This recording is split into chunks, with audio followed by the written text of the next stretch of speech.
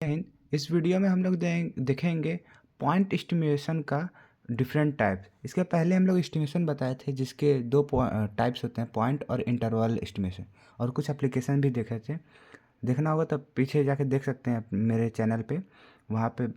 और ये थंबनेल से आपको मालूम चल गया होगा कि हम लोग आज पॉइंट एस्टिमेशन बताएंगे, उसका डिफरेंट टाइप्स। और मेरा इसीलिए तो वैसे तो 4 होते हैं, लेकिन मैं बताऊंगा 2 ही। क्यों? कि ये जो दोनों हैं वो मैं पहले का बता चुका हूँ शॉर्ट वीडियो में। मतलब का एक होगा शायद 8 मिनट का, एक दूसरा 5 मिनट के लगभग। तो वो उसको मैं डिस्क्रिप्शन में डाल दूँगा, तो आप वहाँ से देख लीजिएगा, क्योंकि लॉन्ग वीडियो हो जाएगी और अपलोड करने में दिक्कत होता है। तो चलिए अपना वीडियो शुरू करते हैं। वीडियो नहीं, टॉपिक शुरू करते हैं। तो सबसे पहले हम लोग देखेंगे method of maximum likelihood. Likelihood से पहले हम लोग को देखना पड़ेगा लाइक्लीहुड का फंक्शन क्या होता है। तो लाइक्लीहुड क्या होता है? If x1 x2 and so on xn be a random sample of a size n taken from a population having a probability function f x, theta. ये मैं पहले से बता चुका हूँ, मैं फिर बता देता हूँ।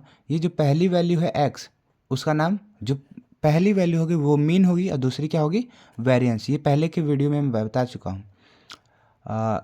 कुछ भी x हो या कुछ भी हो, जो पहला वैल्यू होगा फंक्शन का वो मीन कहलाता है, और दूसरा वैल्यू जो होगा वो हमारा वेरिएंस कहलाता होगा। Then the likelihood function is denoted by L theta. कहता है कि अगर हम लोग एक रैंडम सैंपल ले लिए जैसे जिसका साइज़ कितना है? n है। साइज़ कितना है? n है। पॉपुलेशन में से एक रैंडम सैंपल ले लिया जाए जिसका साइज़ n है, और उसका प्रोबेबिलिटी फंक्शन क्या है? कुछ इस प्रकार है, एफ एक्स थीटा। तब हमारे लाइक्लीहुड फंक्शन जो है वो डिनोट करेगा, इसे डिनोट करते हैं एल थीटा से। ये थीटा क्या है याद रखिएगा, यही वेरिएंस ही है, एल थीटा डिनोट करेगा। वो कुछ इस प्रकार डिफाइन होगा। सिंपल सी बात है, एक पॉपुलेशन है, उसमें से हम लोग एक एन साइज का रैंडम सैंपल ले लिया गया है, और लाइक्लीहुड फंक्शन को हम लोग इस प्रकार डिनोट कर रहे हैं एल थीटा से।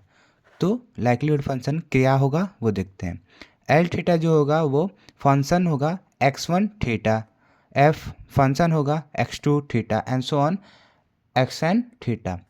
सैंपल की हर एक वैल्यू वेरिएंस के साथ, मतलब थीटा जो अभी लिखा है, जो सैंपल की हर वैल्यू थीटा के संग फंक्शन में आएगी, ठीक, कॉमा दे के है, तो उसको हम लोग लाइक्लीहुड फंक्शन कहलाएगा, ये पूरा। ठीक है, और ये तो कंटिन्यूअस में था। अगर हम लोग डिस्क्रीट केस में देखा जाए तो वो क्या हो जाएगा? वहाँ पे फंक्शन की जगह प्रोबेबिलिटी आ जाएगा, जहाँ पर x जो है x1 हो जाएगा मल्टीप्लाई, x जो होगा x2 हो जाएगा, एंड सो ऑन x जो है xn हो जाएगा। तो ये कुछ लाइक्लीहुड के बारे में था, उसके फंक्शन के बारे में था। अब देखते हैं मेथड ऑफ मैक्सिमम लाइक्लीहुड। जानने से पहले थोड़ा सा उस स्टेप बाय स्टेप बताऊंगा, लेकिन उसके पहले थोड़ा सा जान जाइए ये आया कैसे, कैसे हुआ ये सब। तो शुरू करते हैं। This method initially given by a professor Gauss. सबसे स्टार्टिंग में ये कौन दिया था?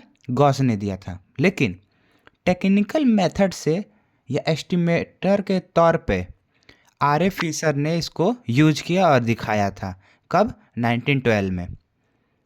The principle of maximum likelihood, यहाँ पे वुड नहीं होगा, हुड होगा, स्पेलिंग में एच होता है, consist in a finding an estimate for a unknown parameter theta. कहता है कि ये जो मेन इसका मकसद क्या है मैक्सिमम लाइक्लीहुड का? ये एस्टिमेट फाइंड करता है जिसका हम लोग को पैरामीटर नहीं मालूम होता है, unknown parameter theta. Parameter theta denote किया गया थीटा से, लेकिन वो थीटा मालूम नहीं है कितना है, क्या है। Which in the parameter space which make the likelihood function, और जो कि ये लाइक्लीहुड फंक्शन बताता है, कराता है। एज लार्ज एज पॉसिबल, जितना बड़ा उतना ही अच्छा होता है, उतना ही कोशिश किया जाता है कि जितना लार्ज हो सके उतना ही लार्ज ले। इसीलिए इसका नाम मैक्सिमाइज, ये मैक्सिमाइज हो जाता है। मतलब कोई भी अननोन पैरामीटर है जो थीटा है, उसका एस्टिमेट निकालने में हेल्प करता है, और जो पैरामीटर स्पेस है वो चीज़ जो होता है लाइक्लीहुड को जितना बड़ा हो सके उतना बड़ा बना देता है। इसीलिए इसको मैक्सिमाइज बोलते हैं। ये लार्ज एज पॉसिबल बोला गया, इसको एक शॉर्ट वर्ड में बोला तो maximise. The likelihood function such as estimates is called as maximum likelihood function, और ऐसे लाइक्लीहुड फंक्शन को हम लोग मैक्सिमम लाइक्लीहुड फंक्शन कहते हैं फॉर अननोन पैरामीटर, जो कि हम लोग को पैरामीटर नहीं मालूम है। The method known as the maximum likelihood function estimator method. इसको एक बार और समझिए एकदम आसान भाषा में। जो मैक्सिमम लाइक्लीहुड का प्रिंसिपल है वो कहता है कि आप कोई भी पैरामीटर दे दीजिए जिसका वैल्यू नहीं मालूम है, लेकिन उसका विथिन जो उसका स्पेस, पैरामीटर का स्पेस मालूम है, ठीक। या सिंपल से कह सकते हैं पैरामीटर हमें नहीं मालूम है, उसका एस्टिमेट निकालना है तो किसके पास जाइए? Maximum method of maximum likelihood function, ठीक। और जो ये वैल्यू निकल जाएगी वो ज़्यादा से ज़्यादा बड़ा होगा, किसका? ये पैरामीटर स्पेस के। तो लाइक्लीहुड फंक्शन जो है वो बहुत बड़ा से बड़ा होगा, उतना ही अच्छा होता है। और ऐसे एस्टिमेट को हम लोग मैक्सिमम लाइक्लीहुड फंक्शन कहते हैं, और इस मेथड को method of maximum likelihood function कहते हैं। अब method of maximum likelihood function को हम लोग कुछ स्टेप बाय स्टेप बताए हैं, तो इसको देखते हैं।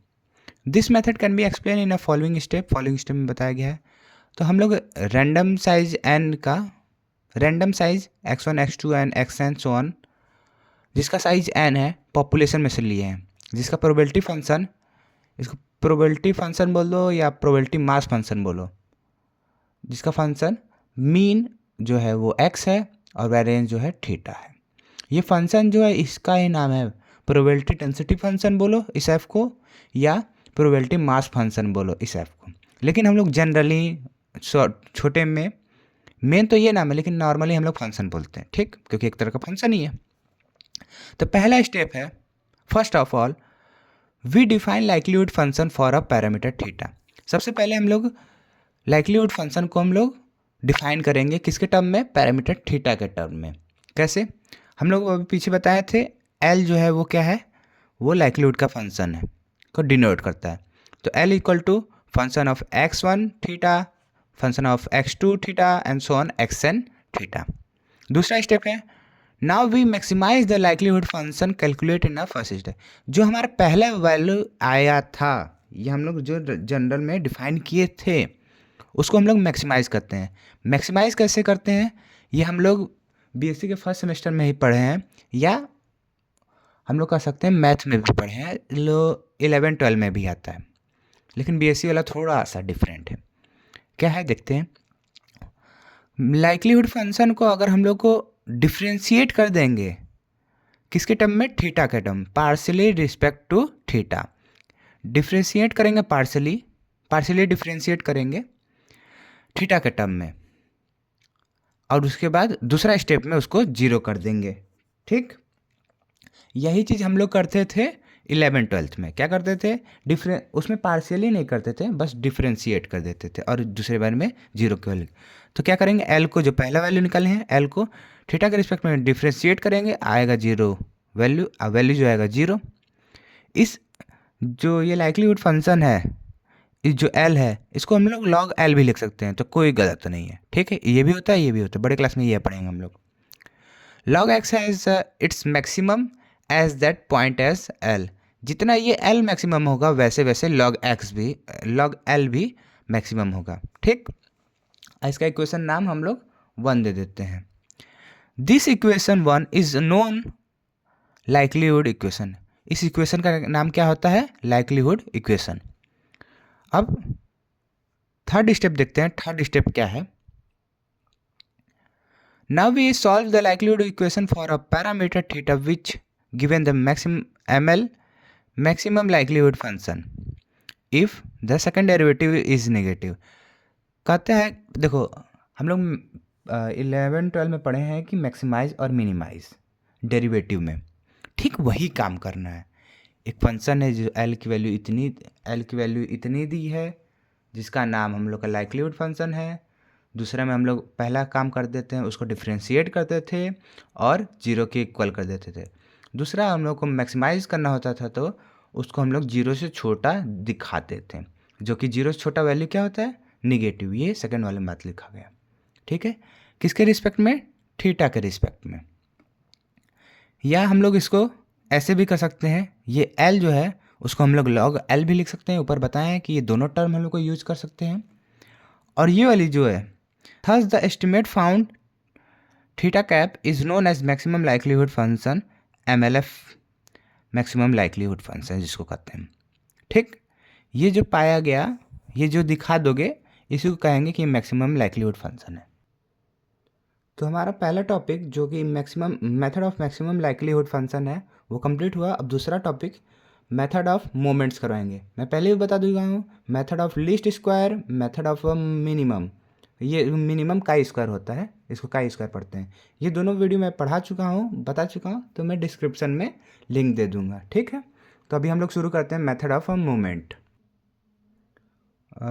माफ़ कर दीजिएगा कि ये वीडियो जो है बहुत ज़्यादा 10 मिनट के पार चले गए, जो कि अपलोड करने में मुझे दिक्कत होता है।